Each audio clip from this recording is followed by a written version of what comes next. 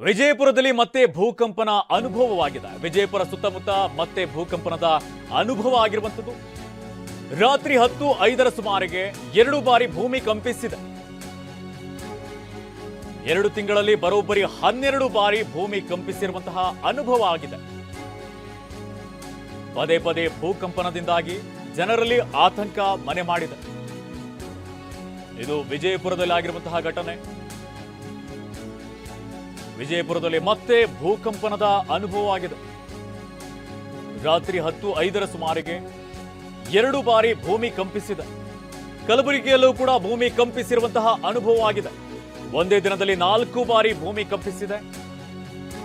ಐನಾಪುರ, ಗಡಿನಿಂಗದಹಳ್ಳಿ, ಪಟವಾದ ಗ್ರಾಮದಲ್ಲಿ ಭೂಮಿ ಕಂಪಿಸಿದೆ.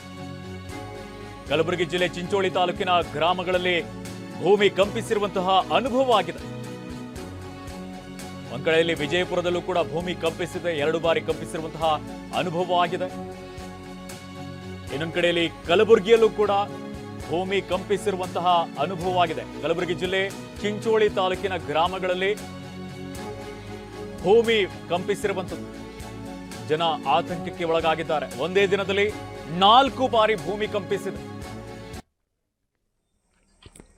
ವಿಜಯಪುರದಲ್ಲಿ ರಾತ್ರಿ 10:05ಕ್ಕೆ ಒಂದು ಭೂಮಿ ಕಂಪಿಸಿರುವಂತಹ 2 ಬಾರಿ ಕಂಪಿಸಿದೆ.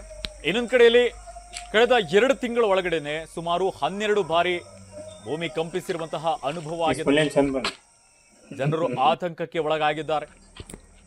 ಇನ್ನು ಕಲಬುರಗಿ, ವಿಜಯಪುರ 2 ಜಿಲ್ಲೆಗಳ ತಾಲೂಕುಗಳಲ್ಲಿ ಭೂಮಿ ನಡುಗಿದೆ. ಜನರು ಕೂಡ ಮನೆಯಿಂದ ಹೊರಗೆ ಓಡಿ ಬಂದಿದ್ದಾರೆ. ಏನಾಯ್ತೋ ಏನೋ ಅನ್ನುವಂತಹ ಆತಂಕದಿಂದ ಜನರು ಹೊರಗೆ ಬಂದಿದ್ದಾರೆ. ಕಲಬುರಗಿ ಜಿಲ್ಲೆ ಚಿಂಚೋಳಿ ತಾಲೂಕಿನಲ್ಲೂ ಕೂಡ ಭೂಮಿ ಕಂಪಿಸಿರುವಂತಹ ಅನುಭವ ಆಗಿದೆ. ರಾತ್ರಿ ಹೊತ್ತಿನಲ್ಲಿ ಭೂಮಿ ಕಂಪಿಸಿದೆ. ಇನ್ನು ಕಲಬುರಗಿಯಲ್ಲಿ ಒಂದೇ ದಿನ 4 ಬಾರಿ ಭೂಮಿ ಕಂಪಿಸಿದೆ.